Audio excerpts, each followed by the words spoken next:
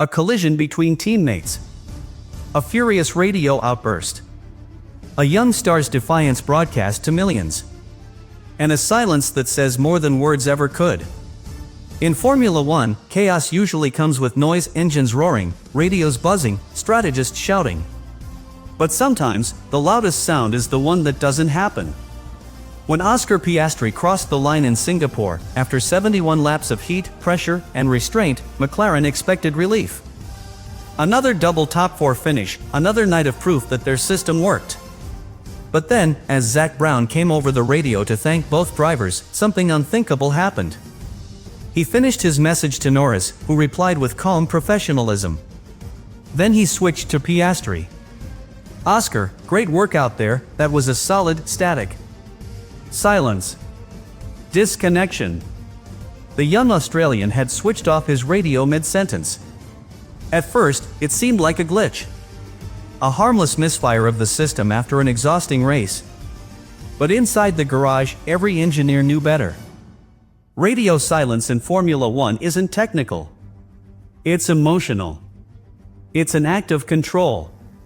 Drivers are conditioned from day one to communicate, to talk through issues, to respond, to remain connected. To turn that link off is to send a message louder than any outburst ever could. In that instant, Piastri told the entire world that he had stopped listening. That he no longer felt heard. Andrea Stella noticed immediately. He didn't react publicly. He didn't speak. He simply stared at the screen, watching the name PIA flash silently in green on the timing monitor. There was no static, no feedback, no voice. Just a vacuum. Behind him, engineers exchanged glances, unsure if they were witnessing frustration or defiance. Stella knew it was neither. It was exhaustion. It was the inevitable outcome of weeks, maybe months, of buried tension finally finding its voice through silence. For a driver as disciplined as Piastri, emotion rarely spills over. So when it does, it's not explosive. It's surgical. Within minutes, the clip went viral. Social media lit up with theories and reactions. Fans debated whether Piastri had snapped under pressure, or whether McLaren had pushed him too far. Some called it immaturity. Others called it courage. But to those inside the paddock, it was something else entirely, a fracture in Formula One's most meticulously built partnership. The calm, analytical Australian had just crossed an invisible line. For the first time since joining McLaren, he wasn't part of the system.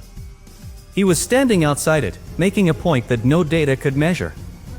Lando Norris, for his part, played it cool. In his interviews, he brushed off the incident. "It's racing," he said. "We both want to win. It's fine." But that composure, too, was strategic. Norris understood the optics. He had been in Formula One long enough to know that silence can define a narrative as much as words. He couldn't afford to look defensive. Yet even he must have known that something fundamental had shifted. The equality that McLaren had built so carefully was gone. From now on, every strategy call, every team order, every qualifying lap would be viewed through a new lens, competition disguised as cooperation. Behind closed doors, the debrief was quiet. Piastri sat at the table, arms folded, helmet off, expression unreadable.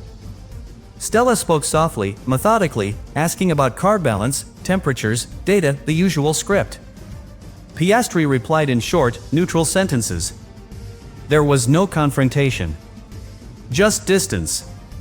When Stella finally asked about the radio, Piastri looked him in the eye and said, "I didn't want to talk." 6 words that froze the room. 6 words that said more than an argument ever could. And that was the moment McLaren understood the true meaning of the silence. It wasn't rebellion. It wasn't arrogance. It was communication, the only kind left when words no longer work. Formula One has always been a sport of machines, data, and precision. But in Singapore, one driver reminded the world that beneath all of it, the human element still rules. A heartbeat, a decision, a silence, and the illusion of control disappears. McLaren's 2025 season had been built on a fragile kind of perfection, the illusion that 2 young drivers, both capable of greatness, could coexist in permanent harmony. It was a system that worked only as long as trust remained unbroken. Andrea Stella had crafted it carefully, balancing Lando Norris's experience with Oscar Piastri's precision. The result was one of the strongest partnerships in modern Formula One. But beneath that balance lay pressure. Two men racing at the peak of their ability inside identical cars, fighting not just for trophies, but for identity. And in Singapore, the thin thread holding that balance together finally snapped. The first sign of trouble wasn't the collision itself, but the silence that followed it. Formula One drivers are trained to communicate under pressure, to channel emotion through instruction, not frustration. But when Piastri's voice hit the radio, it wasn't strategy. It was disbelief. "That's not very team-like," he said, his tone sharp and cold. It wasn't the volume that carried weight. It was the restraint. It was the sound of anger compressed into professionalism.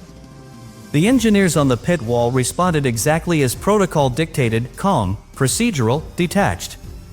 "Understood, we are reviewing." But what they didn't realize in that moment was that their neutrality was gasoline poured onto a flame. From the driver's seat, Piastri felt alone. He had done everything right, avoided chaos, held position, stayed clean, and yet found himself squeezed out by his own teammate. To him, it wasn't just an on-track brush. It was a statement. A teammate showing that team rules mean nothing when points and pride are on the line. Inside that cockpit, Piastri's heartbeat was racing, his mind replaying the incident with each corner. And with every lap, that internal voice grew louder: "They didn't defend me." It's a thought that spreads fast in a driver's mind, and once it takes hold, it changes everything. At the same time, Norris saw the situation entirely differently. From his perspective, the first lap contact was nothing, just part of the chaos that defines street circuits like Marina Bay. He believed his move had been clean, his reaction necessary to avoid Verstappen. He didn't hear Piastri's anger. He only heard the team's instruction to keep pushing, to chase the Red Bull ahead. For Norris, there was no drama, no betrayal, no shift in team chemistry. He was focused solely on pace. And that's where the real problem took shape. McLaren now had two versions of reality, one rooted in frustration, and the other in ignorance. Inside the garage, engineers were already aware of what was happening. The telemetry told its own quiet story. Piastri's lap times were still strong, but his braking and throttle patterns had changed subtly, less fluid, more defensive. His driving was still precise, but it carried a new tension. The car remained fast, yet something invisible had broken. It wasn't mechanical. It was psychological. When a driver feels unsupported, even the perfect car becomes an enemy. Every instruction begins to sound like interference, every silence like confirmation. And from that moment, the harmony that had defined McLaren's strength began to fracture. Singapore wasn't about team orders or car damage. It was about communication, or rather, the lack of it. Piastri wanted acknowledgement, not analysis. He wanted emotion, not equations. Instead, he got silence. And silence in Formula One is never neutral. It amplifies doubt, fuels paranoia, and turns teammates into adversaries. For McLaren, it was a warning that technical perfection means nothing without emotional cohesion. Because no matter how advanced the machinery, a Formula One team still runs on trust, and trust, once broken, doesn't rebuild with data. It rebuilds with understanding. And that was the one thing McLaren lost under the lights of Marina Bay. Singapore should have been a showcase of McLaren's engineering brilliance. The MCL39 was, by every measure, one of the most complete cars on the grid. Its balance between aerodynamic load and thermal efficiency made it a machine designed to dominate. The car's cooling system had been fine-tuned for the humid climate, its tire wear optimized for long stints, its power deployment mapped with mathematical precision. It was the kind of car that makes a driver feel untouchable, predictable, obedient, consistent. But the truth of Formula One is brutal. Even the most advanced technology cannot compensate for the chaos of human emotion. The telemetry from that night tells two stories. Norris's data was clean as smooth inputs, aggressive corner entries, and absolute confidence in braking zones. He was in rhythm, extracting everything from the car as if nothing had happened. Piastri's data, though nearly identical in speed, carried tiny irregularities that only engineers would notice. Slightly earlier lifts into corners, fractionally delayed throttle applications, the kind of hesitation that doesn't come from fear but from distraction. Emotion doesn't show up on timing sheets, but its signature lives in the data. The car was perfect. The driver's focus was not. Inside the McLaren garage, the engineers could see it unfolding in real time. Numbers never lie, but they never tell the full story either. Piastri's performance metrics remained competitive, but his communication frequency dropped. His radio traffic, normally calm, methodical, and technical, became sporadic. He wasn't asking questions. He wasn't sharing feedback. He was driving fast but detached, following instructions without engaging. To the untrained eye, this looked like composure. To his race engineer, it looked like withdrawal.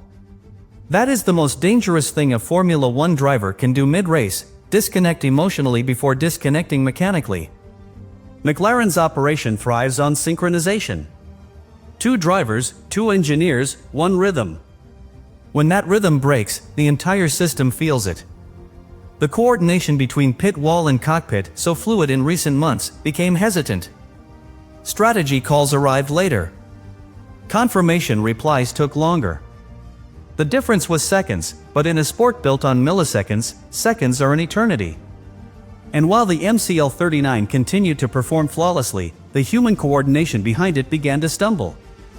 The machinery remained unbreakable, the unity that powered it did not. That was the paradox of Singapore. McLaren's engineers had built a car designed to eliminate weaknesses, to leave no room for error.